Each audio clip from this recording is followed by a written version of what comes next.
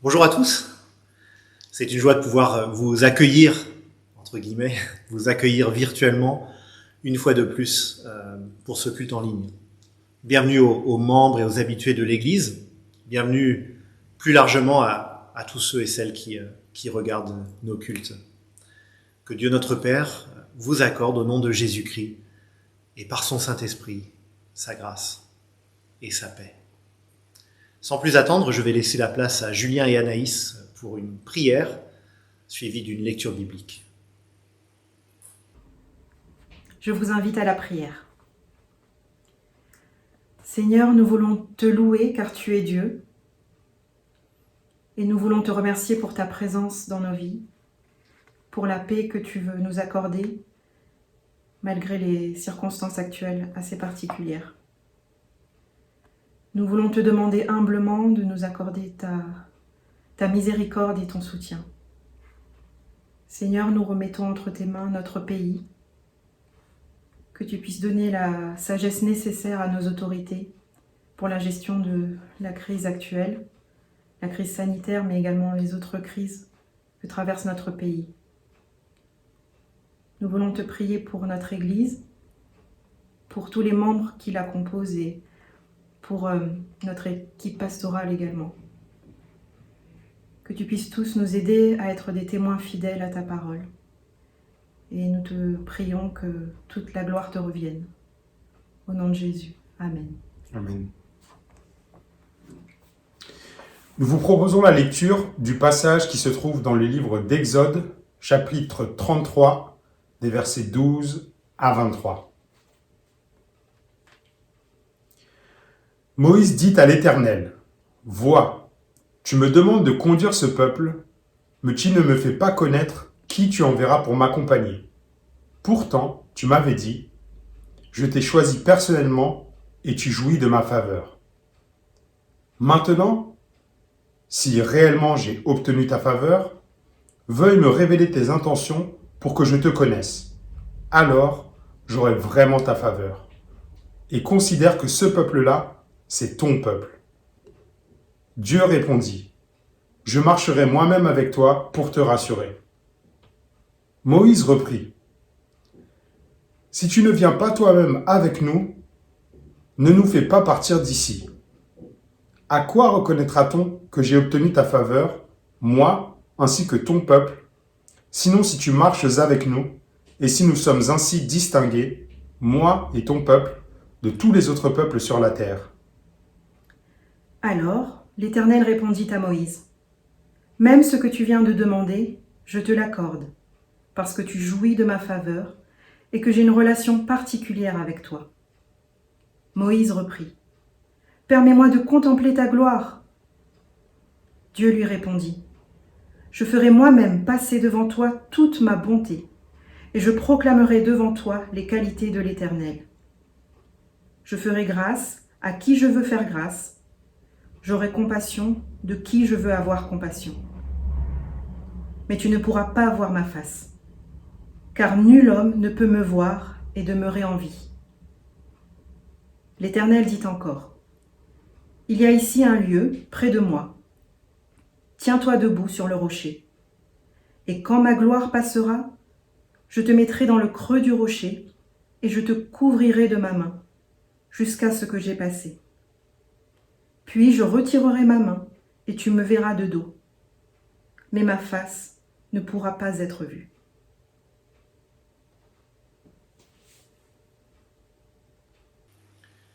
Ce texte nous place dans un contexte sombre. Dieu a délivré le peuple d'Israël de l'esclavage en Égypte de façon miraculeuse, spectaculaire, mais peu de temps après, alors même que Dieu déclare qu'il veut faire alliance avec Israël pour qu'il soit son peuple, eh bien les Israélites se lassent du séjour dans le désert et vont adorer un faux Dieu, un veau d'or, une idole. Une trahison totale, effrontée, célébrée, fêtée par le peuple qui va faire la fête autour de ce veau d'or. Et Moïse est consterné. Moïse que Dieu a suscité pour faire sortir le peuple d'Israël d'Égypte. Moïse est consterné. Peut-on imaginer que Dieu pardonne une telle faute ? Peut-on imaginer qu'il ait encore des projets pour son peuple? Et la réponse de Dieu va être de se manifester personnellement à Moïse, en particulier de se révéler dans sa bonté. Il est frappant de voir qu'alors que Moïse demande à Dieu de lui révéler sa gloire, Dieu va répondre « Je ferai passer devant moi toute ma bonté ». Verset 19. Oui, Dieu est un Dieu glorieux et puissant, et cette puissance se manifeste aussi dans sa bonté, son amour. Et parce qu'il est bon, Dieu va maintenir son alliance envers son peuple. Or, la suite de la Bible révélera que des siècles plus tard, Dieu conclurait une nouvelle alliance avec des hommes et des femmes de toutes les nations par son Fils Jésus-Christ. Et là encore, mais cette fois de façon plus majestueuse et de façon définitive, Dieu va révéler sa grâce, sa bonté imméritée envers nous. Et c'est ça qui est au cœur de notre foi en tant que chrétiens, si nous sommes chrétiens. La décision de Dieu de nous pardonner malgré nos fautes contre lui et sa décision de faire alliance avec nous pour toujours, de nous promettre une vie nouvelle avec lui. Nous allons proclamer cela par un premier chant que je vous invite à chanter avec les musiciens. Sola gratia, par la grâce seule.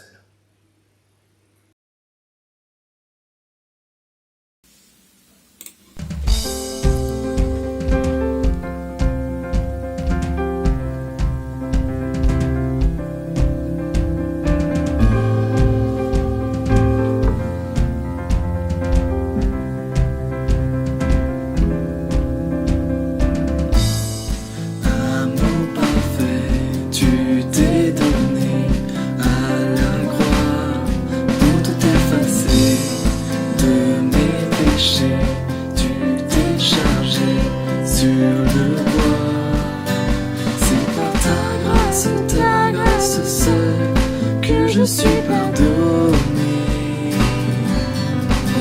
C'est par ta grâce seule que tu m'as racheté.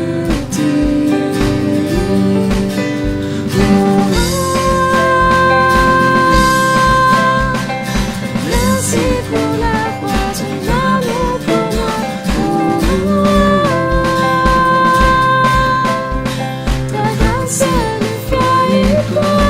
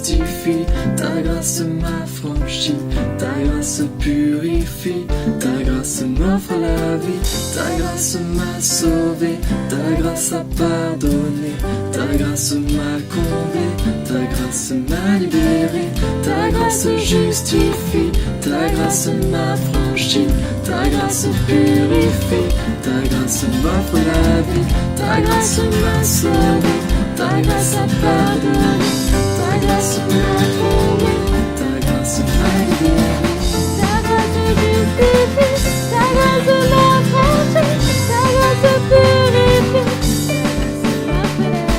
ta grâce m'a sauvé, ta grâce a pardonné, ta grâce m'a comblé, ta grâce m'a libéré.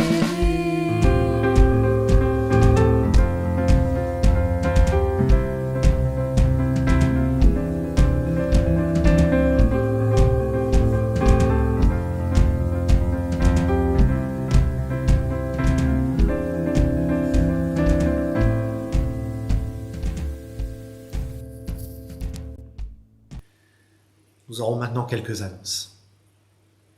D'abord, un rappel pour les membres de l'Église. Cet après-midi, aujourd'hui même, dimanche 15 novembre, nous aurons notre Assemblée Générale à 14 h en visioconférence sur la plateforme Zoom.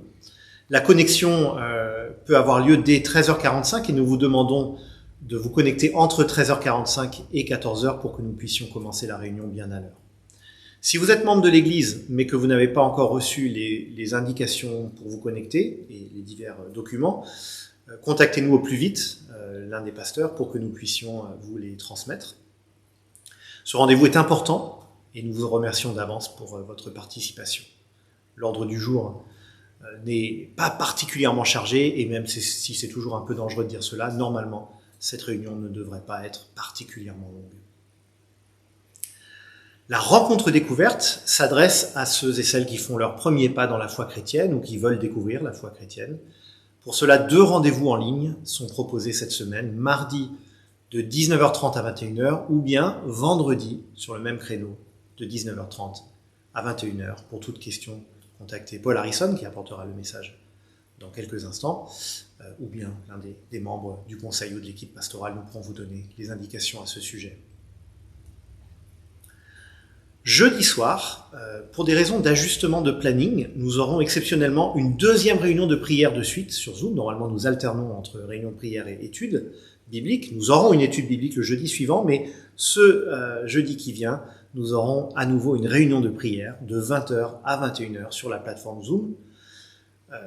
Donc n'hésitez pas à nous rejoindre. Lors de notre réunion jeudi dernier, il y avait plusieurs nouveaux, pas forcément nouveaux dans l'Église, mais des personnes qui n'avaient pas encore participé à ces réunions sur Zoom, et c'était vraiment un moment béni. Et n'hésitez donc pas à nous rejoindre, même si vous n'avez pas encore pris l'habitude de cela le jeudi soir, ou même si c'est ponctuel, un jeudi ici ou là, nous serions ravis de vous avoir parmi nous. Un mot maintenant sur la collecte de la banque alimentaire. Contrairement à ce qu'on pourrait imaginer, celle-ci est bien maintenue malgré le confinement. La banque alimentaire, et ça se passe sous l'autorité de la mairie du 7e arrondissement, a tenu donc à maintenir cette opération. La situation des personnes démunies est plus dramatique que jamais et donc nous vous encourageons, si vous vous êtes déjà inscrit à cet événement, à maintenir votre participation. Et nous avons encore besoin de quelques volontaires pour un créneau de 2 heures par personne le samedi 28 pour collecter des denrées dans des supérettes du 7e arrondissement. 2 heures, un créneau de 2 heures dans la journée, donc c'est pas très long, et nous serions ravis que vous puissiez vous joindre à nous pour cela. Pour plus de renseignements, je vous invite à contacter Michael Yang, membre de l'Église qui est responsable de la collecte, ou si vous n'avez pas ses coordonnées, vous pouvez contacter l'un des pasteurs. Enfin, il y a quelques semaines, nous avons partagé une vidéo de Lolita Ngayap, qui souhaite commencer pour notre Église une antenne locale du réseau C'est Proactif, qui est un réseau de réflexion et d'échange sur la foi et la vie professionnelle. Alors, une réunion de lancement de ce groupe informel d'échange aura lieu mardi soir à 20h, en ligne bien sûr, et vous êtes invité à vous y inscrire si vous souhaitez participer par un petit formulaire en ligne, ça prend quelques secondes pour s'inscrire.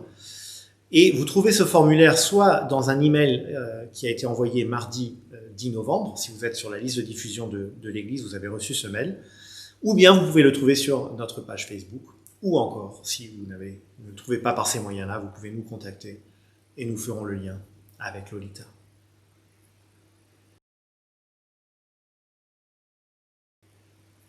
Nous allons passer maintenant à la prédication. Noémie va faire d'abord la lecture du texte et puis Paul Harrison apportera le message. Mais auparavant, je vais prier. Notre Dieu, notre Père, nous voulons te remercier à nouveau pour ta parole et pour l'immense privilège de pouvoir nous mettre maintenant à son écoute. Nous voulons te demander d'ouvrir notre entendement, nos cœurs pour que nous puissions comprendre ce que tu veux nous dire et que ça ne reste pas pour nous quelque chose de lointain et d'abstrait, mais que ça puisse vraiment profondément nous changer. Nous avons besoin de toi, nous avons besoin d'entendre ta voix. Merci parce que tu nous permets de l'entendre en étudiant ta parole. Sois avec Paul et nous te remercions pour ce message qu'il va nous apporter. Au nom de Jésus. Amen.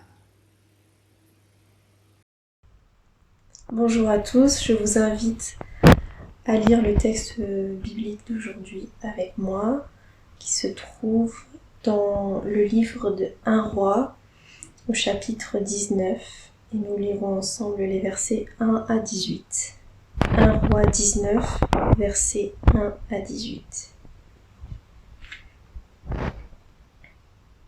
Achab rapporta à Jézabel tout ce qu'avait fait Élie et la manière dont il avait tué par l'épée tous les prophètes. Jézabel envoya alors un messager à Élie pour lui dire « Que les dieux me traitent avec la plus grande sévérité si demain, à la même heure, je ne te fais pas ce que tu leur as fait. » Voyant cela, Élie se leva et partit pour sauver sa vie.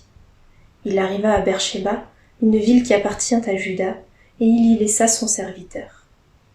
Quant à lui, il marcha toute une journée dans le désert, puis il s'assit sous un genêt et demanda la mort en disant « C'est assez. Maintenant, Éternel, prends-moi la vie, car je ne suis pas meilleur que mes ancêtres. » Il se coucha et s'endormit sous un genêt. Et voici qu'un ange le toucha et lui dit « Lève-toi et mange. » Élie regarda et il vit à son chevet un gâteau cuit sur des pierres chauffées ainsi qu'une cruche d'eau. Il mangea et but, puis se recoucha. L'ange de l'Éternel vint une deuxième fois, le toucha et dit « Lève-toi et mange, car le chemin est trop long pour toi. » Il se leva, mangea et but. Puis avec la force que lui donna cette nourriture, il marcha 40 jours et 40 nuits, jusqu'à la montagne de Dieu, jusqu'à Horeb. Là, il entra dans la grotte et y passa la nuit. Or, la parole de l'Éternel lui fut adressée. « Que fais-tu ici, Élie » Il répondit, « J'ai déployé tout mon zèle pour l'Éternel, le Dieu de l'univers. En effet, les Israélites ont abandonné ton alliance. Ils ont démoli tes autels et ont tué tes prophètes à part l'épée. Je suis resté, moi seul, et ils cherchent à m'enlever la vie. » L'Éternel dit, « Sors et tiens-toi sur la montagne devant l'Éternel, et l'Éternel va passer. » Devant l'Éternel, il y eut un vent fort et violent, qui déchirait les montagnes et brisait les rochers. L'Éternel n'était pas dans le vent. Après le vent, il y eut un tremblement de terre. L'Éternel n'était pas dans le tremblement de terre. Après le tremblement de terre, il y eut un feu. L'Éternel n'était pas dans le feu. Après le feu, il y eut un murmure doux et léger. Quand il l'entendit, Élie s'enveloppa le visage de son manteau, sortit et se tint à l'entrée de la grotte. Et voici qu'une voix lui fit entendre ces paroles. « Que fais-tu ici, Élie » Il répondit, « J'ai déployé tout mon zèle pour l'Éternel, le Dieu de l'univers. En effet, les Israélites ont abandonné ton alliance, ils ont démoli tes autels, ils ont tué tes prophètes par l'épée.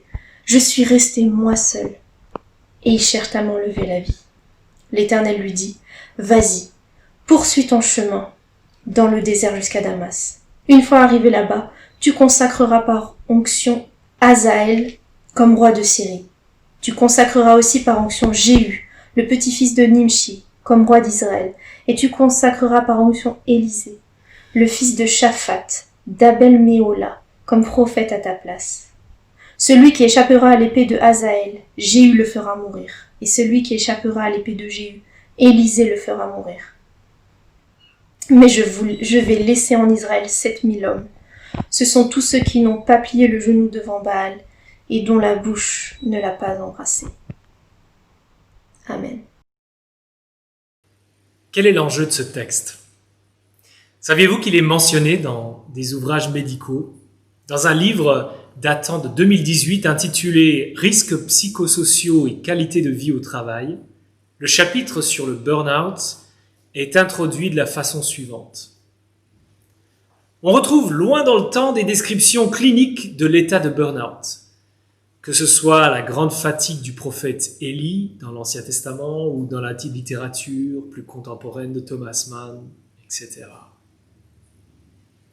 Dans ce rapport de l'Académie nationale de médecine, Élie est présenté comme le premier cas référencé de burn-out. Ailleurs, on présente Élie comme un cas de dépression. Il est possible que ce soit l'un, que ce soit l'autre, ou même les deux. Mais quel est l'enjeu de ce texte ? Une lecture thérapeutique peut nous toucher, nous parler, mais jusqu'à un certain point. Le burn-out et la dépression sont à prendre très au sérieux. Une personne qui les vit va-t-elle se satisfaire d'une telle lecture, d'une application de ce texte à ces mots? Je ne suis pas médecin, mais j'ai rédigé une ordonnance sur la base de ce texte. Bien dormir, plutôt 2 fois qu'une. Bien manger, plutôt 2 fois qu'une. Marcher, mais pas trop loin. Rencontrer Dieu par un doux murmure. Et le tout devrait durer 40 jours. Vous êtes satisfait?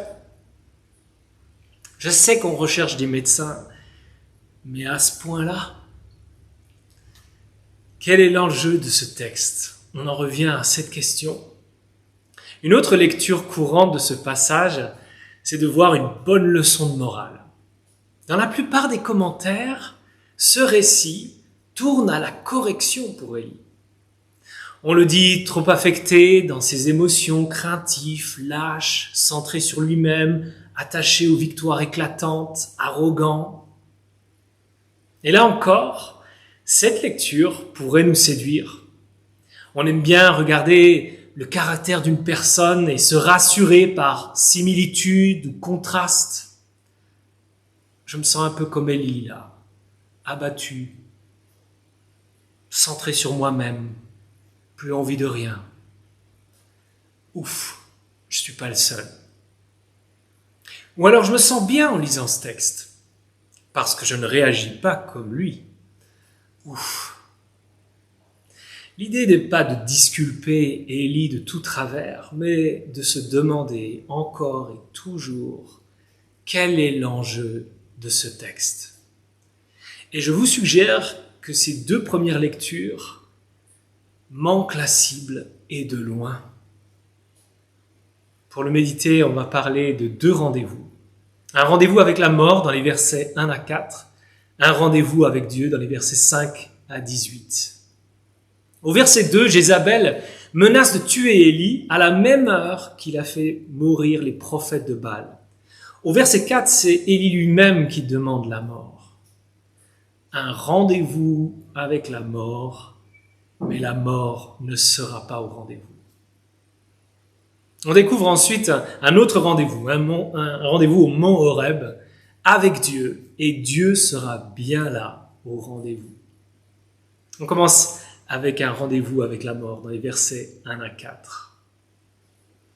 Que vient-il de se passer dans les chapitres 17 et 18? C'est là qu'Élie entre en scène et ces 2 chapitres sont encadrés par une famine dont il annonce le début et la fin. Comme l'alliance de Moïse l'avait prédit, une famine témoigne que le peuple ne va pas bien sur un plan spirituel. L'alliance conclue avec Dieu n'est pas respectée. En l'occurrence, le peuple est décrit comme boiteux dans son comportement. Il alterne entre confiance en Dieu, confiance dans les idoles. Et au chapitre 18, quelle est l'intention de cette confrontation entre Dieu et les idoles de Baal au mont Carmel? Écoutez la fin de la prière d'Élie. Réponds-moi, Éternel, afin que ce peuple reconnaisse que c'est toi, Éternel, qui es Dieu, et que c'est toi qui ramènes leur cœur vers toi. Lorsque le feu descend, la réaction du peuple semble aller dans ce sens. Il tombe à terre en disant « C'est l'Éternel qui est Dieu ». Le roi Akab suit les recommandations d'Élie. Il va boire et manger, anticipant la fin de la famine. Et lorsque la pluie commence à tomber, il monte sur son char, retourne à la capitale et Élie court au-devant de son char. À la fin du chapitre 18, en apparence, le cœur du peuple est revenu à Dieu, s'est tourné vers Dieu. Et le roi Akab, garant de cette alliance avec Dieu, semble suivre la même tendance. Et le problème avec Akab, c'est que son cœur ressemble à une girouette. En particulier lorsqu'il est dans la présence de sa femme Jézabel. Qu'est-ce qui se passe lorsqu'il rentre à la maison et explique à sa femme ce qui s'est passé? La seule réaction qu'on entend se trouve au verset 2. Jézabel envoya alors un messager à Élie pour lui dire « Que les dieux me traitent avec la plus grande sévérité si demain, à la même heure, je ne te fais pas ce que tu leur as fait. » Aucune trace de résistance d'Akab, ni même du peuple. Et vous avez entendu Jézabel. Elle jure par ses dieux qu'Élie est un homme mort. Quel Dieu? Les dieux Baal, pardi. La démonstration éclatante du mont Carmel est passée à la trappe. Celle plutôt, qui a l'autorité sur le pays, Jézabel, jure par ses dieux qu'Élie est un homme mort.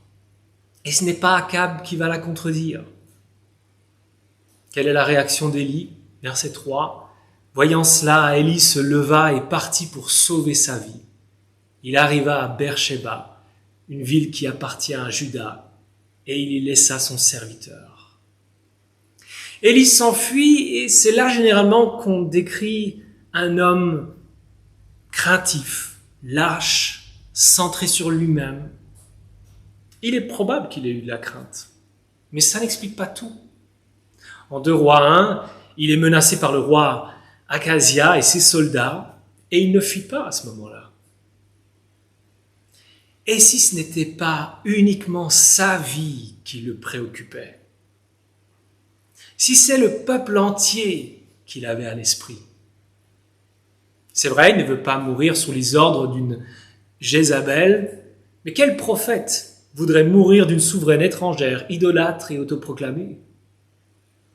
C'est vrai, il désire la mort, et un peu plus loin, il va la demander. Mais est-ce parce qu'il est simplement en train de penser à lui-même?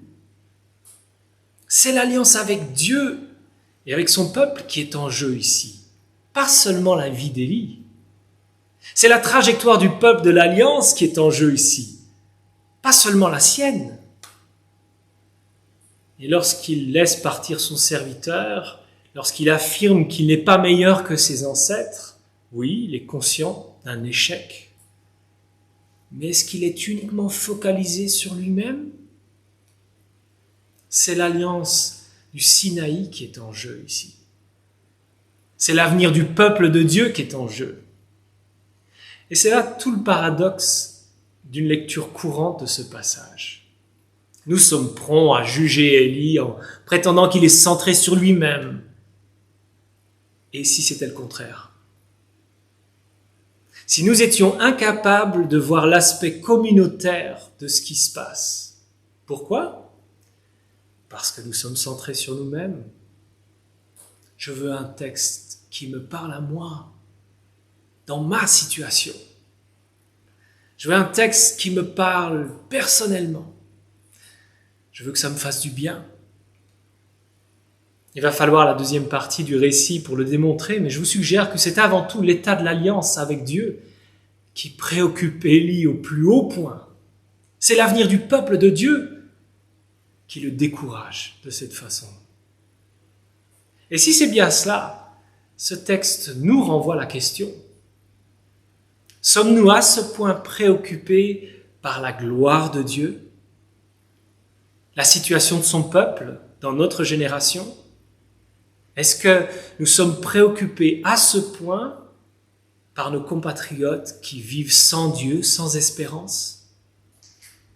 Ou sommes-nous tellement focalisés sur notre personne, sur notre situation, que cette perspective nous échappe? Dans sa lettre aux Romains, l'apôtre Paul va écrire la chose suivante. J'éprouve une grande tristesse et j'ai dans le cœur un chagrin continuel. Oui, je voudrais être moi-même maudit et séparé de Christ pour mes frères, mes propres compatriotes. Vous entendez l'empathie, la tristesse qu'il éprouve pour ses compatriotes qui n'ont pas encore cru en Jésus. Vous entendez son cœur battre de chagrin pour ce peuple. Et qu'est-ce qu'il envisage? La possibilité de perdre son salut, de sorte qu'il soit sauvé. la bonne nouvelle, la grâce de Dieu, en être privé pour que d'autres puissent entrer. Est-ce qu'on est à même d'avoir ces sentiments-là?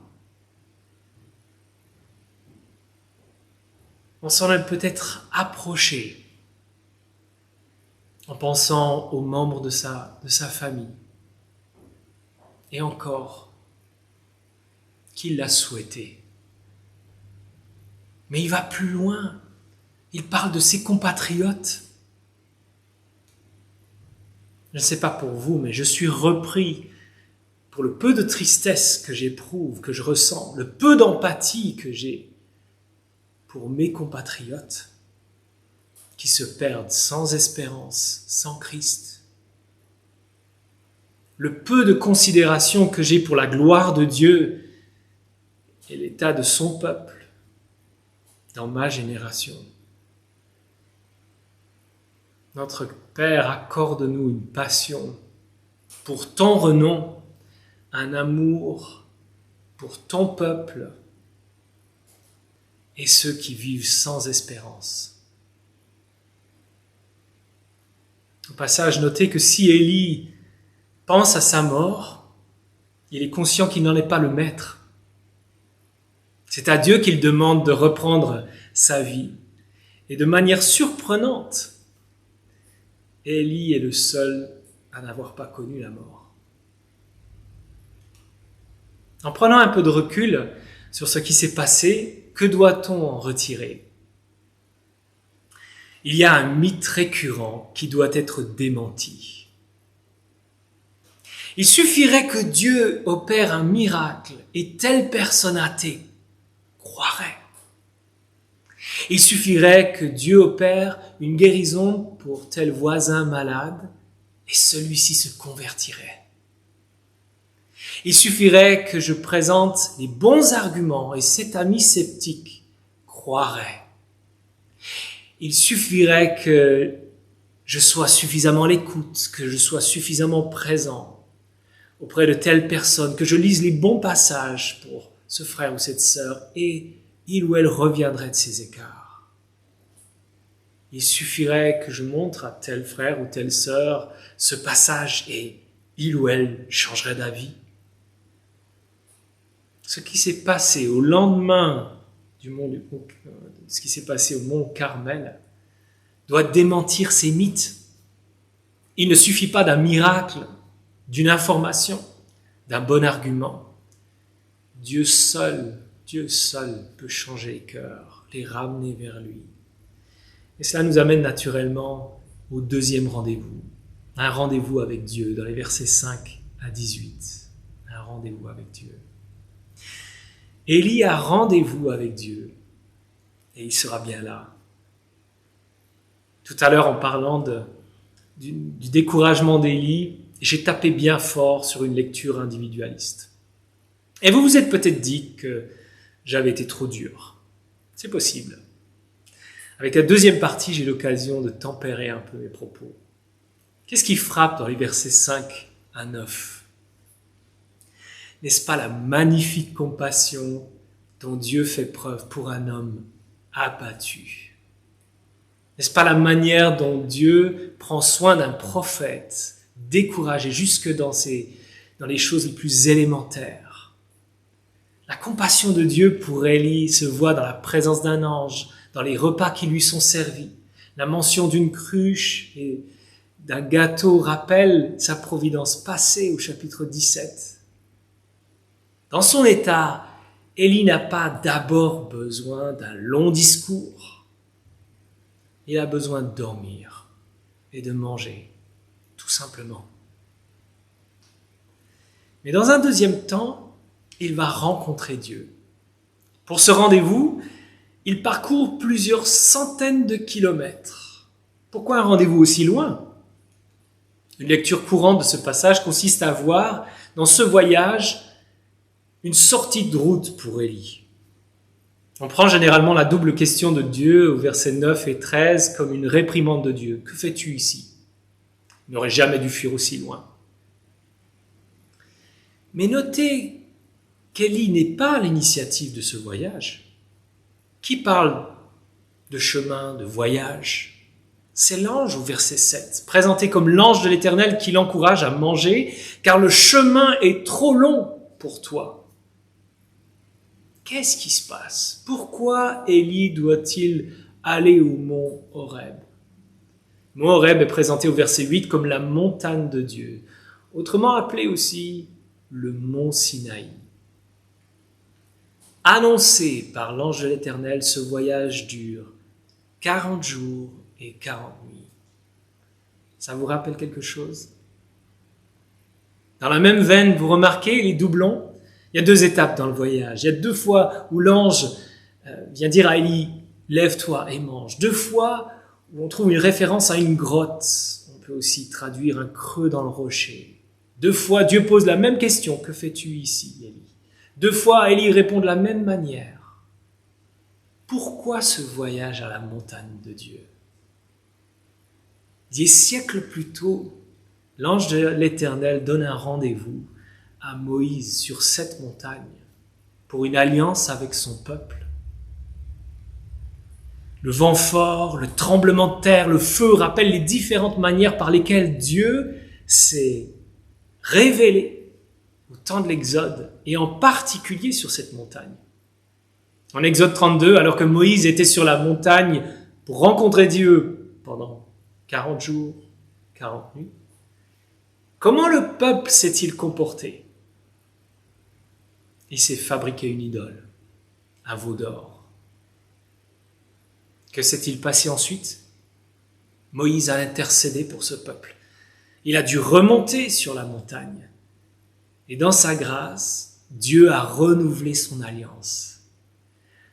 Les 2 nouvelles tables de la loi en témoignent. Conscient qu'il allait devoir conduire un peuple prompt à l'idolâtrie, Moïse demande à voir Dieu. Et s'il n'est pas possible de voir Dieu et vivre, Moïse a pu se placer dans le creux d'un rocher pour apercevoir la gloire de Dieu. Double rencontre de Moïse avec Dieu qui renouvelle son alliance avec son peuple malgré son idolâtrie. Vous voyez les parallèles avec notre texte? Que dire de cette rencontre d'Élie avec Dieu? Nous sommes arrivés à un carrefour dans l'histoire de cette nation. Est-ce que Dieu va faire comme la première fois avec Moïse? Est-ce qu'il va passer l'éponge sur l'idolâtrie du peuple? Est-ce qu'Élie est le prophète comme Moïse annoncé en Deutéronome 18 qui sera écouté? C'était peut-être l'attente d'Élie. Il pensait peut-être qu'il allait voir le cœur du peuple revenir vers Dieu.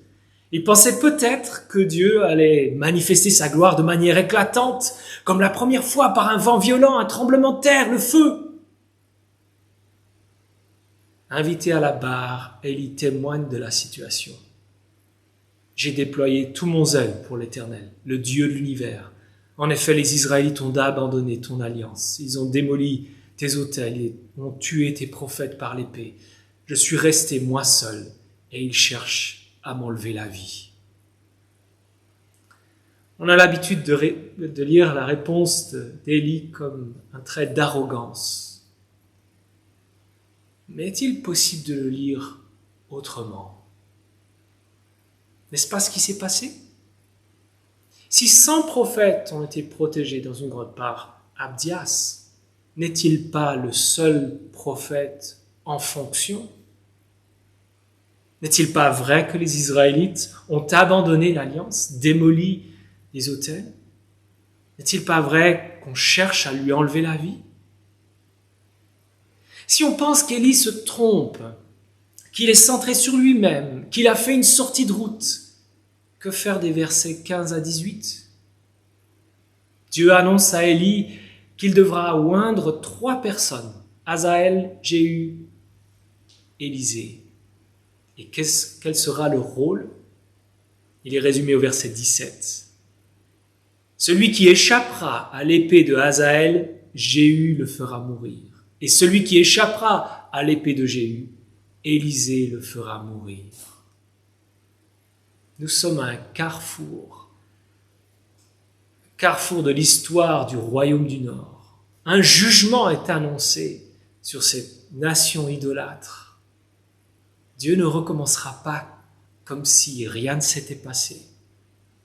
Hazaël, Jéhu, Élisée sont les précurseurs d'un jugement qui s'abat en 722 avec l'invasion assyrienne, la déportation du royaume du Nord. Si le tableau semble sombre, il doit permettre une prise de conscience, la nécessité d'une repentance pendant qu'il en est encore temps. Si le ministère d'Élisée annonce un jugement, on verra qu'il témoigne en même temps de la grâce, de la patience de Dieu. On a relevé les parallèles avec le livre de l'Exode, mais il faut dresser un autre parallèle. Des siècles plus tard, selon les prophéties, un nouvel Élie est venu au devant de la scène. Jean-Baptiste s'habille comme Élie. Il annonce la repentance comme Élie. Il annonce un jugement imminent comme Élie. Jésus le présente comme l'Élie qui devait venir. Et Jésus vient à la suite de ce nouvel Élie. Jésus va lui aussi parler du jugement à venir, de l'urgence d'une réconciliation avec Dieu. Mais comme Élisée, par les miracles qu'il accomplit, Jésus témoigne en même temps d'une patience, d'une grâce. Comment doit-on réagir? Au verset 18, Dieu annonce à Élie « Mais je vais laisser en Israël 7000 hommes. Ce sont tous ceux qui n'ont pas plié les genoux devant Baal et dont la bouche ne l'a pas embrassé. »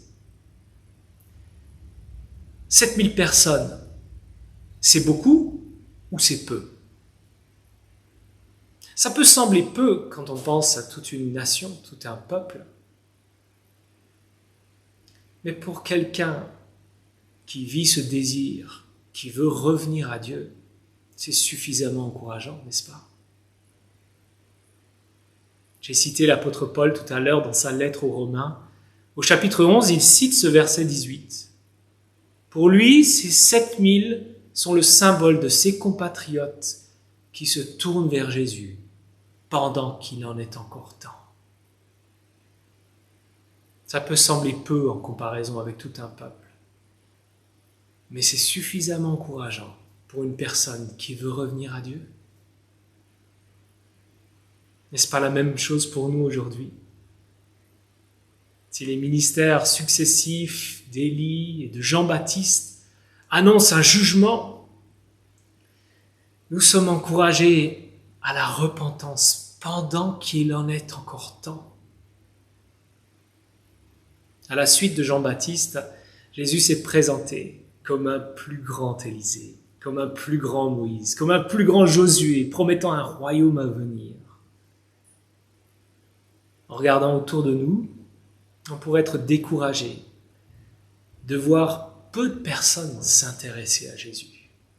Peu de personnes qui reconnaissent l'idolâtrie de notre cœur, la gravité de la situation. Peu de personnes qui viennent à Jésus pour recevoir son pardon, la promesse de vie. Comme Jésus l'affirmait en son temps, son royaume ressemble à une petite graine de moutarde, insignifiante.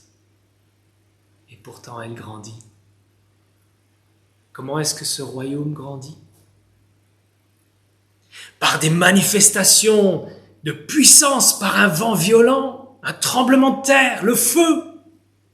Si Dieu peut se révéler de cette manière, de manière spectaculaire, la plupart du temps, c'est par un simple murmure, par une parole qui se répand comme un bruit de couloir. Sans grand fracas, sa parole se propage. Une parole qui nous prépare à rencontrer Dieu, à vivre une réconciliation. Et nous participons, si nous avons cru en Jésus, à la propagation de cette parole. Comme l'apôtre Paul l'écrivait, nous sommes donc des ambassadeurs pour Christ. Comme si Dieu adressait par nous son appel. nous supplions au nom de Christ, soyez réconciliés avec Dieu. Je vous invite à la prière.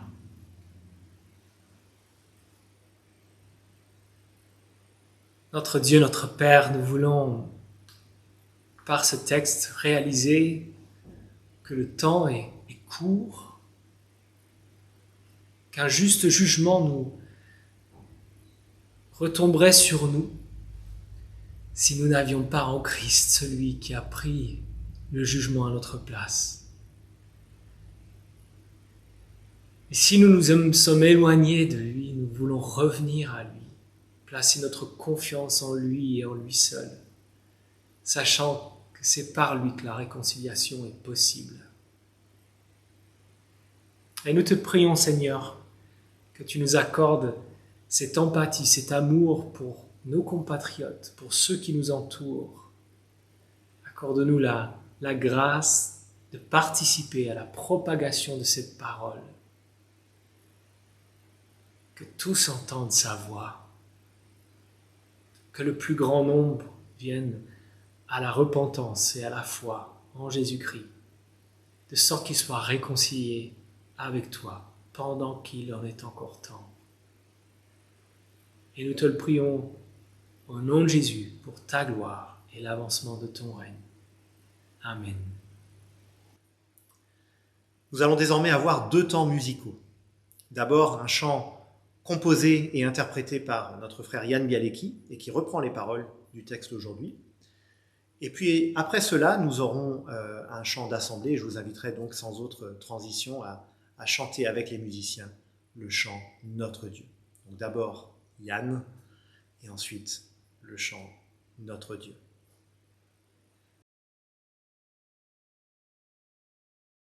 Chers amis, bonjour à toutes et à tous. Je voudrais partager avec vous ce matin un chant tiré du premier livre des Rois, chapitre 19, versets de 11 à 13. Vechine Adonai Over, prépare-toi à la rencontre de ton Dieu. C'est un chant bilingue, hébreu et français.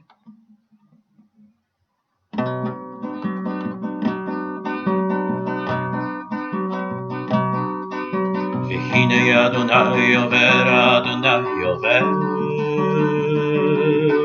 ורוח גדולה וחזק מפרק חרים ומשחרר סלעים לפני אדוני לא ברוח אדוני, לא ברוח אדוני, אדוני prépare-toi à la rencontre de ton Dieu. Bientôt une tempête se déclenchera qui déchire les montagnes, qui brise les rochers. Mais ton Dieu n'y sera pas, l'Éternel n'y sera pas. Vechine Adonai Over, Adonai Over. ורוח גדולה וחזק מפרק חרים. וההר הרוח רעש. לא ברש אדוני, לא ברש אדוני, אדוני. Prépare-toi à la rencontre de ton Dieu. Bientôt une tempête se déclenchera. Et après la tempête, la terre tremblera. Mais ton Dieu n'y sera pas, l'Éternel n'y sera pas. Vechine Adonai Over, Adonai Over. ורוח גדולה וההר הרוח רעש. וההר הרעש אש. לא באש אדוני, לא באש אדוני, אדוני. Prépare-toi à la rencontre de ton Dieu. Et après la tempête, la terre tremblera. Après les tremblements de terre, il y aura un feu. Mais ton Dieu n'y sera pas, l'Éternel n'y sera pas. Vechine Adonai Over ברוח גדולה אחר כרוח רעש, אחר כרעשש, ואחר כרשקות דממה דקה. שמעתי ועמדתי לפני אדוני. Prépare-toi à la rencontre de ton Dieu. Mais après la tempête, la terre tremblera. Après le tremblement de terre, il y aura un feu. Et après le feu, le murmure tu entendras. Oui, je me tiens devant le Seigneur de mes pères. Et j'ouvre mes oreilles pour bien entendre sa voix. Oui, je me tiens devant le Seigneur de mes pères. Et j'ouvre mes oreilles pour bien entendre sa voix.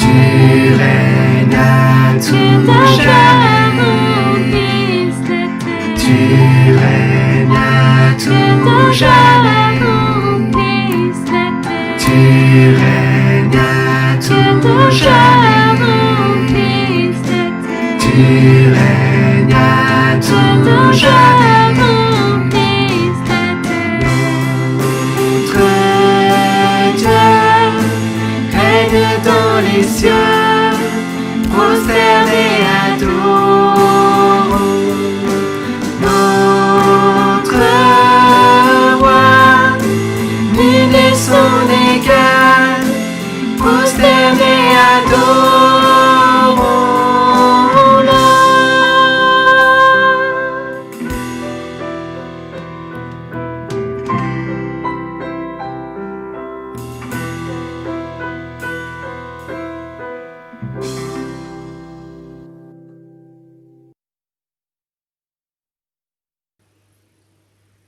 Une parole de bénédiction pour terminer. Le Dieu qui donne la paix a ressuscité notre Seigneur Jésus, qui est devenu le grand berger des brebis, en scellant de son sang une alliance éternelle. Que ce Dieu vous rende capable de faire le bien sous toutes ses formes, pour que vous accomplissiez sa volonté, qu'il réalise lui-même en nous, par Jésus-Christ, ce qui lui est agréable. À lui soit la gloire pour l'éternité. Amen.